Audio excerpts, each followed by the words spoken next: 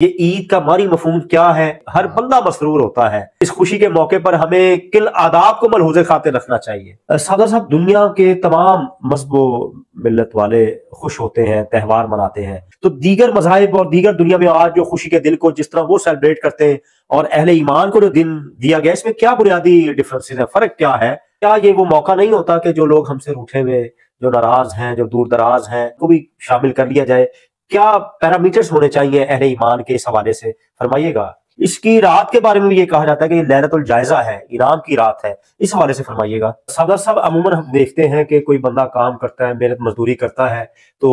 ہفتے بعد یا صبح کرتا ہے شام کو یا مہینے بعد جب اس کو بلایا جائے کہ لو بھائی آؤ، تم مزدوری اب تمہیں ملنے لگی، تمہیں انعام ملنے لگا ہے، تو اب جب انعام کی رات آئی ہے اور صلے کا دن آیا ہے، اس وقت اگر کوئی اس سے محروم رہ جاتا ہے اور نہیں آتا تو سعادت سے محروم تو نہیں کہیں ہو جائے گا؟ ناظرین محترم، حضور اکرم صلی اللہ علیہ وسلم نے فرمایا، حدیث قدسی ہے کہ جب عید کا دن آتا ہے تو اللہ تعالیٰ ملائکہ کے سامنے روزہ داروں کے روزہ رکھنے کا فخر فرماتے ہیں اور فرماتے ہیں، اے ملائکہ،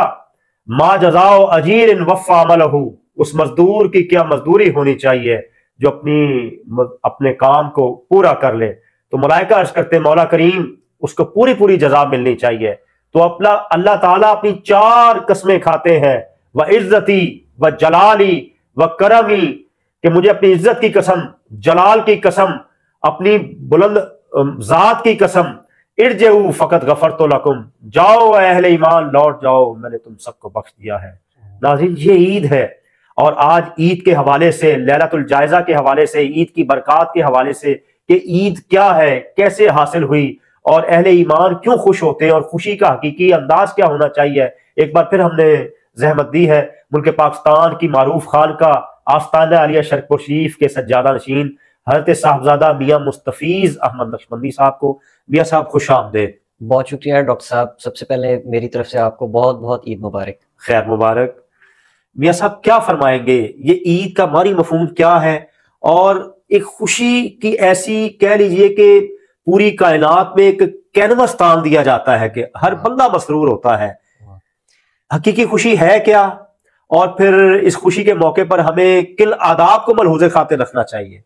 ڈاکٹر صاحب، یہ دین اسلام کی ایک اور بہت بڑی خاصیت ہے کہ اس کے اندر خوشی کا ایک ایسا کانسیپٹ رکھا گیا ہے، اور بلکہ خوشی منانے کا طریقہ بھی بتایا گیا ہے، اور خوشی منانے کو ایک عبادت بھی قرار دیا گیا ہے۔ ماشاءاللہ۔ یعنی کہ رمضان المبارک کے بعد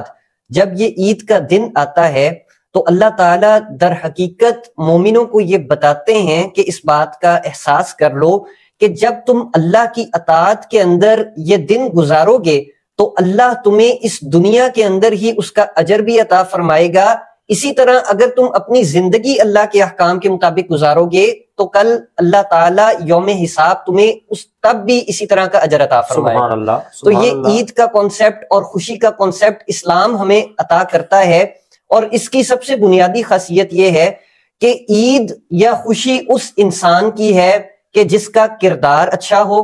جس کے اعمال اچھے ہوں، اور وہ شخص عید منانے کے لائق اور مستحق ہے کہ جو اپنی خوشیوں کے اندر دوسروں کو شریک کر لے۔ اور نبی کریم صلی اللہ علیہ وسلم آپ عید کے دن خاص طور پر اہتمام فرمایا کرتے تھے۔ کیا اہتمام فرماتے ہیں ہمارے پیارے آقا علیہ الصلوۃ والسلام؟ فرمائیے گا ذرا۔ نبی کریم صلی اللہ علیہ وسلم عید کے دن خاص طور پر اہتمام فرمایا کرتے تھے، اور وہ اہتمام یہ تھا کہ آپ عید کی نماز سے پہلے خاص طور پر غسل کا اہتمام فرماتے، مسواک کیا کرتے، خوشبو لگایا کرتے، اور پھر آپ خاص طور پر کسی اہتمام کے ساتھ عیدگاہ میں جایا بھی کرتے تھے، اور صاف ستھرا لباس بھی پہنتے۔ آپ کا تو ہوتا ہی صاف ستھرا تھا ماشاءاللہ۔ اس سے یہ پتہ چلتا ہے کہ کوئی اگر نیا نہیں خرید سکتا، اگر نیا پہنتا ہے وہ بھی ٹھیک ہے، لیکن صاف ستھرا بالکل جس میں نیا پن ہو، کہہ رہی ہے لوگ جو سلواتے ہیں، یہ بڑا اچھا ہے۔ بالکل بڑا اچھا عمل ہے، اور اس کو ضرور کرنا بھی چاہیے تاکہ آپ کے جسم سے یا آپ کے عمل سے خوشی کا ایک تاثر بھی ملے،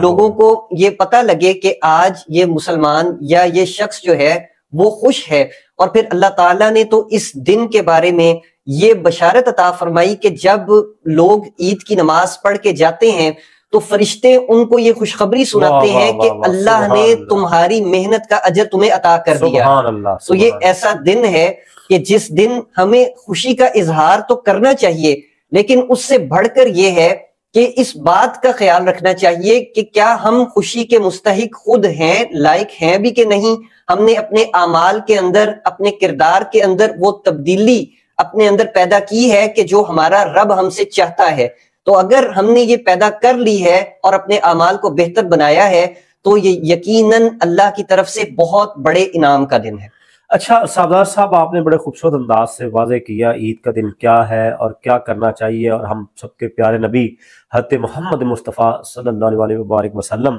کے کیا معمولات تھے۔ سردار صاحب، دنیا کے تمام مذہب و ملت والے خوش ہوتے ہیں، تہوار مناتے ہیں، اور اللہ کریم نے جو ہمیں یہ دو تہوار عطا کیے ہیں، کیا فرق محسوس کرتے ہیں کہ صبح صبح اٹھ کے بندہ غسل کر کے اعلیٰ لباس پہن کر اللہ اکبر کہتا ہوا عیدگاہ کی طرف جا رہا ہے، پھر واپس ایک راستے سے آتا ہے سنت کے مطابق، پہلے راستے سے گیا تھا دوسرے سے واپس آتا ہے اللہ اکبر کہتا ہوا،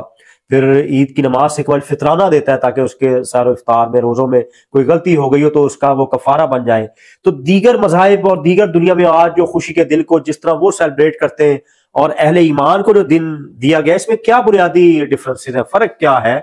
دیکھیں، اسلام جو ہے ہمیں زندگی گزارنے کے ہر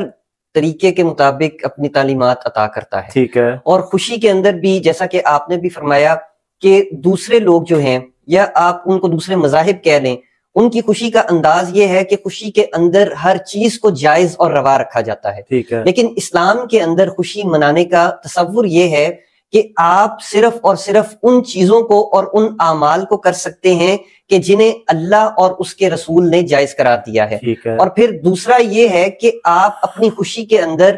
زیادہ سے زیادہ دوسرے اپنے مسلمان بھائیوں کا خیال رکھیں کہ خوشی اس طرح سے منائیں کہ اپنے وسائل جو ہیں وہ دوسروں تک پہنچیں، صرف اور صرف اپنی ذات تک ان کو سمیٹ کر نہ رکھیں بلکہ معاشرے کے اندر اس کے اثرات کو بھی رونما کریں۔ تو بنیادی طور پر اسلام جو ہے ہمیں خوشی منانے کے بھی ایسے طریقے بتاتا ہے کہ جس سے صرف ایک فرد کی تسکین نہ ہو بلکہ معاشرے کے اندر اس کی خوشی کے ذریعے سے بھی بہتری رونما ہو۔ اور آپ دیکھیے صاحب کے غسل، لباس، خوشبو، عید نماز، تکبیرات، ملنا ملانا، فطرانہ، یعنی یہ خوشی کے ساتھ ساتھ عبادت بھی ہے، نظافت بھی ہے، لطافت بھی ہے، میل ملاپ بھی ہے، یعنی وحدت ملی کا اتنا خوبصورت رنگ نظر آتا ہے جس میں روحانیت بھی نظر آتی ہے۔ اچھا صاحب، عموماً جو اہل ایمان بڑے خوش ہوتے ہیں، تو کیا یہ وہ موقع نہیں ہوتا کہ جو لوگ ہم سے روٹھے ہوئے، جو ناراض ہیں، جو دور دراز ہیں، یا جو روٹھے ہوئے نہیں ہیں، غریب مسکین ہیں، ان کو بھی شامل کر لیا جائے؟ کیا پیرامیٹرز ہونے چاہیے اہل ایمان کے اس حوالے سے، فرمائیے گا۔ دیکھیں، عید کا جو بنیادی طور پہ تصور ہے اس کی ایک اور بات یہ ہے کہ عید کے لیے نماز ادا کرنے کے لیے مساجد کی بجائے نبی کریم صلی اللہ علیہ وسلم عیدگاہ کی طرف تشریف لے جایا کرتے تھے، اور اس کی وجہ یہ تھی کہ زیادہ سے زیادہ لوگ ایک دوسرے سے ملیں اور ملنے کے ساتھ مصافحہ بھی کریں، معانقہ بھی کریں، اور جب وہ ایک دوسرے سے ملیں گے تو ان کے اندر ایک محبت کا جذبہ پیدا ہوگا، ایک امت کا تصور پیدا ہوگا، اور لوگوں کی آپس میں ایک دوسرے کے ساتھ تعلقات مضبوط ہوں گے۔ تو یہ بھی ہمیں اشارہ یہ دیتا ہے کہ عید کے دن خاص طور پر ہم نے اتنی عبادات کی ہیں، اتنا سارا مہینہ ہم اللہ کی بارگاہ میں اعمال کرتے رہے ہیں، تو عید کے دن کم از کم جو اس کی ایک بنیادی تصور ہے کہ سب لوگ جمع ہوں، اور جمع ہونے کی وجہ یہی ہے کہ اپنے اختلافات کو بھلایا جائے اور ان اپنی جو ذاتی رنجشیں ہیں یا چھوٹے جو دنیاوی معاملات ہیں ان سے نکل کر اکٹھے ہوا جائے، تاکہ چھوٹے چھوٹے معاملات کو بلا کر ایک ایسا معاشرہ تشکیل دیا جا سکے کہ جس کے اندر ہر طرف محبت ہی محبت ہو، پیار ہو، بھائی چارہ ہو، اخوت ہو، مساوات ہو، ایک امت کی جو وحدت کا تصور ہے وہ نظر آئے۔ اچھا صادر صاحب، یہ بھی فرمائیے گا کہ دن تو برکت والا، عید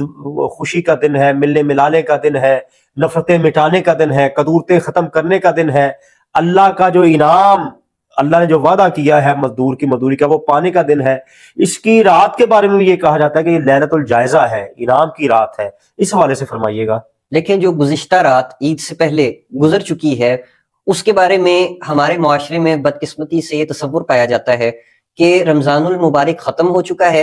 اور اب خوشی کا تصور یہ ہے کہ جو مرضی کام کیا جائے اور جس طرح کا مرضی عمل کیا جائے ہمیں کوئی روک ٹوک نہیں ہوگی، لیکن نبی کریم صلی اللہ علیہ وسلم آپ نے اس رات کو لیلۃ الجائزہ قرار دیا کہ ایسی یہ رات ہے کہ جس رات کے اندر انسان کو اللہ کی بارگاہ میں حاضر ہو کر اور اپنے جو ایک مہینے کے اعمال ہیں ان کا اجر پانا اس رات اور اگلے آج کے دن، عید کے دن یعنی کہ اس کی طرف توجہ دینی چاہیے۔ اور لیلۃ الجائزہ کی نبی کریم صلی اللہ علیہ وسلم نے بہت سی فضیلتیں بیان فرمائی ہیں کہ اس رات کو عبادت کرنے کا اللہ تعالیٰ بہت زیادہ اجر اور انعام عطا فرماتا ہے۔ تو بجائے اس کے کہ اس رات کو ہم صرف اور صرف اپنے دنیاوی معاملات کی طرف مشغول رہیں، بلکہ یہ ہمارے لیے ایک پیرامیٹر ہے کہ ہم نے جو ایک مہینہ عبادات کی ہیں کیا ان کا اثر ہماری زندگیوں میں آیا ہے۔ اگر ہم اگلی ہی رات بلکہ اسی رات کو ایسے عمل شروع کر دیں تو اس سے ہمیں اپنے کردار کی طرف توجہ کر کے یہ سوچنا چاہیے کہ ہم نے اگر سارا مہینہ عبادت کی ہے تو اس کے اثرات ہمارے اعمال کے اندر کیوں نہیں رونما ہوئے۔ تو ان کو اس رات کو خاص طور پر اللہ کی بارگاہ میں جھکنا چاہیے، عبادات کرنی چاہیے، اور جو فضول کام ہیں یا جو گناہ ہیں ان سے بچنا چاہیے۔ ٹھیک ہے۔ اچھا سعادت صاحب، عموماً ہم دیکھتے ہیں کہ کوئی بندہ کام کرتا ہے، محنت مزدوری کرتا ہے، تو ہفتے بعد یا صبح کرتا ہے شام کو یا مہینے بعد جب اس کو بلایا جائے کہ لو بھائی آؤ تم مزدوری اب تمہیں ملنے لگی، تمہیں انعام ملنے لگا ہے، تو جو باشعور اور عقل سلیم رکھنے والے لوگ ہیں وہ تو جاتے ہیں جی ہم نے جو محنت کی اب ہمیں اس کا ریوارڈ ملے گا، صلہ ملے گا۔ تو وہ لوگ جنہوں نے سارا مہینہ 29-30 دن روزے رکھے، تراویح سنی، ذکر و اذکار کیا، اپنے نفس کو خواہشات بد کیا، جائز خواہشات سے بھی روکے رکھا، تو اب جب انعام کی رات آئی ہے